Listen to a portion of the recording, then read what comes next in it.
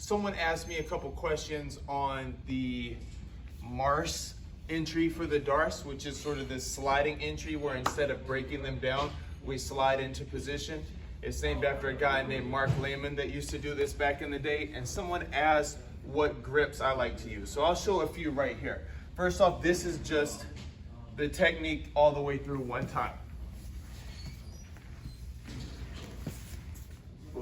Feel free, you can scoot in a little bit too if you want. Okay. So there's a few grips that are all strong plays here. The vice grip or gable grip is cool here. The S grip is cool. The seat belt grip is fine. I like to use a lot a chin strap grip, like an Arming guillotine grip. Punch through, controlling the chin and grabbing the back of my elbow and swimming over. You can use an elbow to elbow grip, where you touch your elbows underneath and then fall in position and swim this over the back. You can use no grips at all. I like this one a lot too, and just use weight distribution through your limb to kind of hold his head down and punch this into place and lock. You can use your outside leg to help hold the posture down. So there's a lot of ways you can get that grip there. I think all of those grips are less important than really dropping my weight down the elbow. I wanna not go to my back, but go to my side and hang this weight down the elbow like this. That's gonna make it difficult for him to get his arm up and across the body. Where a lot of people make a mistake with this is they get really excited and they go to their back kind of like this.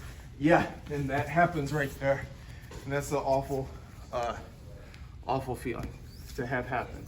So 3 things that you can do to make sure that you are staying tight against the arm. First, you can just think about using your chest, your midsection, on their arm as you slide down. You can think about touching your hip to the floor right here, or you can think about maintaining head height. As long as your head is higher than the plane of his body, like here, or anything where my head isn't below his head, I'm gonna be able to hang here. A lot of people think this move has to be done quickly, and one of the cool things about it is that it can be done very quickly, but it doesn't have to be. And I think it's good practice to slide into this position and actually just hang here for a second and get used to feeling what it's like to kind of control this position. And they can even move around a little bit, but as long as your head's higher and you're on your hip and not flat on your back, you should be able to cook them a little bit. Or if you do feel like you're gonna lose the position, you can base back out and come on top.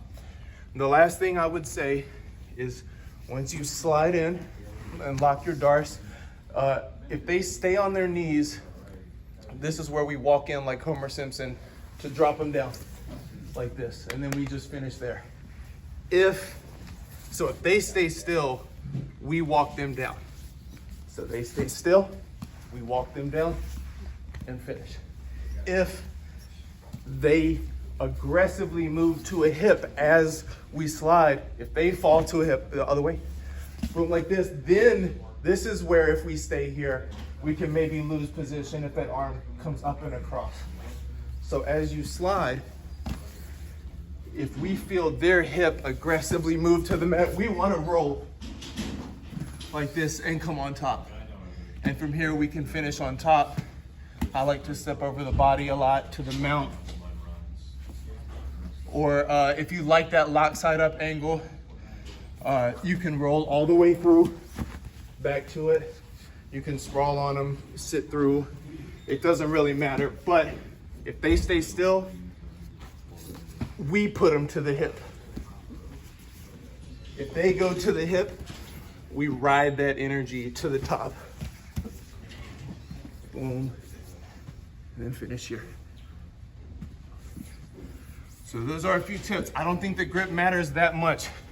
What really matters is the weight distribution, controlling the head, sliding down the arm, not falling to the back, and just being ready to ride the position wherever it takes you. So I hope that helps.